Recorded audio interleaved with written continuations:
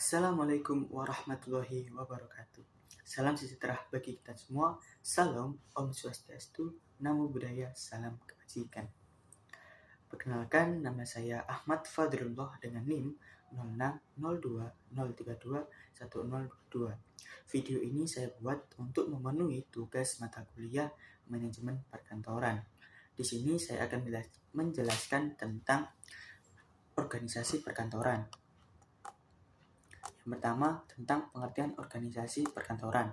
Apa sih organisasi perkantoran itu? Organisasi perkantoran adalah jaringan hubungan kerja dan pekerjaan yang sifatnya formal. Di dalamnya orang-orang menjalankan tugasnya dengan penuh tanggung jawab serta berinteraksi dengan orang-orang di sekitar dan menjadi tempat orang-orang melangsungkan untuk menerima, menyimpan, mengelola, menyajikan informasi, dan merawat aktiva yang diperuntukkan untuk setiap anggota organisasi untuk mencapai tujuan kantor.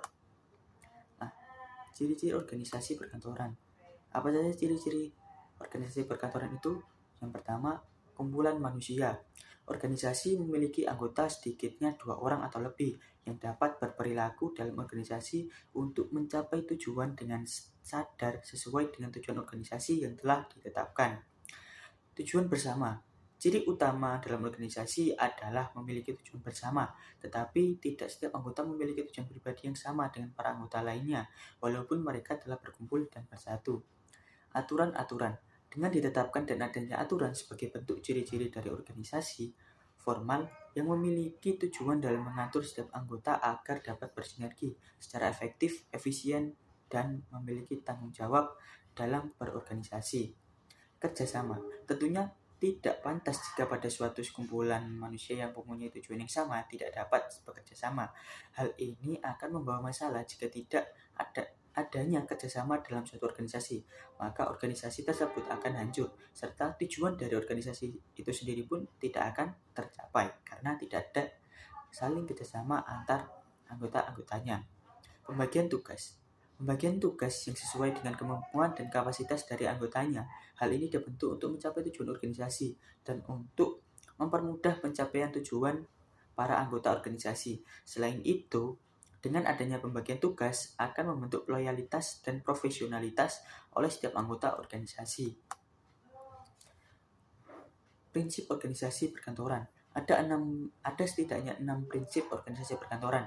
Yang pertama, spesialisasi pekerjaan, pemberian variasi kerja dan tugas yang memberikan kesempatan untuk menyelesaikan tugas dari awal hingga akhir, akan menempatkannya dalam sebuah tim yang bisa bertukar pengalaman dan skill. Terbukti dapat meningkatkan produktivitas seiring dengan meningkatnya kepuasan kerja karyawan. Lalu yang kedua ada yang namanya departementalisasi. Unsur ini merupakan dampak dari penerapan sentra spesialisasi pekerjaan dengan mengelompokkan pekerjaan serupa dalam satu departemen. Yang ketiga ada yang namanya rantai komando. Nah, rantai komando ini ada 2 unsur penting dalam menjalankan konsep rantai komando, yaitu otoritas dan kesatuan perintah. Yang keempat ada yang namanya rentang pengawasan. Rentang unsur ini mendeskripsikan beberapa jumlah bawahan yang dapat dikelola secara efisien dan efektif oleh seorang manajer. Lalu yang kelima ada sentralisasi dan desentralisasi. Unsur ini berkaitan dengan peran siapa yang akan mengambil keputusan dalam organisasi. Yang keenam, formalisasi. Unsur ini didefinisikan oleh Gomez Mejia dan kawan-kawan sebagai dokumen tertulis yang mengidentifikasikan, menjelaskan, dan mendefinisikan pekerjaan dalam tugas, tanggung jawab, kondisi, dan spesifikasi sebuah pekerjaan. Sentralisasi dan spesialisasi pekerjaan perkantoran. Sentralisasi, apa sih itu sentralisasi? Sentralisasi merujuk kepada cara pengorganisasian di mana seluruh tugas, tanggung jawab, dan perintah dipusatkan dari orang yang berada di kedudukan yang paling tinggi untuk kemudian orang yang berada di bawahnya menerjemahkan dalam bentuk tindak lanjut dari apa yang telah diputuskan oleh orang dengan kedudukan yang tinggi.